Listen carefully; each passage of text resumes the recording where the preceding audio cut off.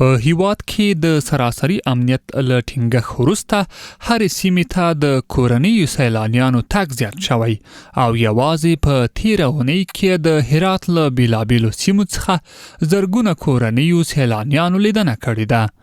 د هرات د اطلاعات او کلتور ریاست د فرهنګ او هنر امیر مولوي حمید الله قیاسي وایي ډیری دا سیلانیان له زابل، کندهار، هلمند، نیمروز، فراه، غور او بادغیس ولایتونو څخه هرات ولایت ته ورغلي دي.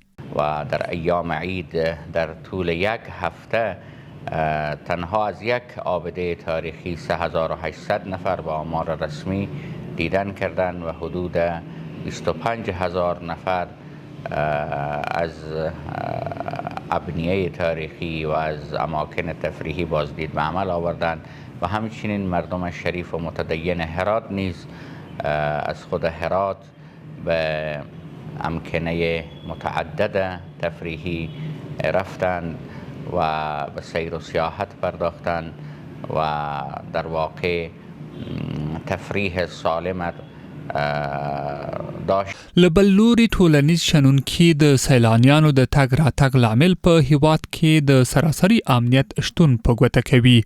دوی هیله څرګندوي چې په قربتوب سره د هرات مثبت انځور نورو ته وړاندې کړی.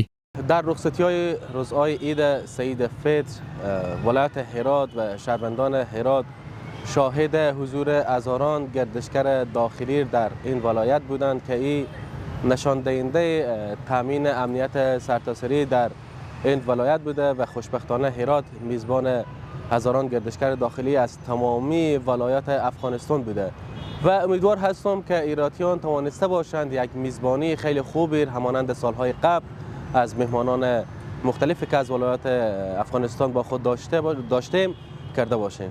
هرات ته ورغلي سیلانیان هم وایي چې په دې وروستیو کې د هیواد بیلابیلو سیمو ته د خلکو تګ زیات شوی او په ډاډمنه فضا کې د افغانستان له طبیعي ښکلاو خوند اخلي. په هرات کې مو شپه وکړله، بیا د هرات سره روان سولو رالو تورې غونډۍ ته. په تورې غونډۍ کې بیا د سرحده پورې رالو، سرحده څخه بیا لوړ وختو ډېرې ښه منظرې ځایونه وې، شنې منطقې وې، شپه مو هلته وکړله. نو د هغه ځایه مو حرکت راوکړي، ډوډۍ مو بیا دلته یو ځای یو دره په دا دره کې وخوړله. نو د هغه ځایه څخه دلته رالو. د دې ځایه څخه مو دا سودا ده چې بیا ځو هرات ته دا زیارتونه کوو. زیارتونه چې مو وکړو د زیارتو څخه بیا ځو میمنې ته. د میمنې څخه بیا پر دغه لار باندې ځو باغلانو ته، پر دغه باندې پر مزاره باندې داسې پر سالنګ باندې راوړو. یعنې داسې زه درته وایم چې په هرات ته موږ رالو، په پارکو وګرځېدو، 3-4 پارکو ته موږ لاړو چې د شپې د موټر د درېدو ځای نه و.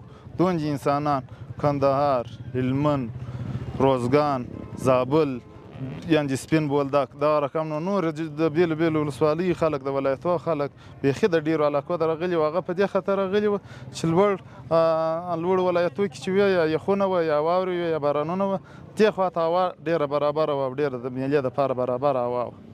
د یادونې وړ ده چې د اسلامي امارت د بیا واکمنۍ وروسته په هیواد کې سراسري امنیت رامنځته شوی چې ورسره د افغانستان بیلابیلو سیمو ته هم د کورنیو او بهرنیو سیلانیانو په شمیر کې زیاتوالی راغلی دی.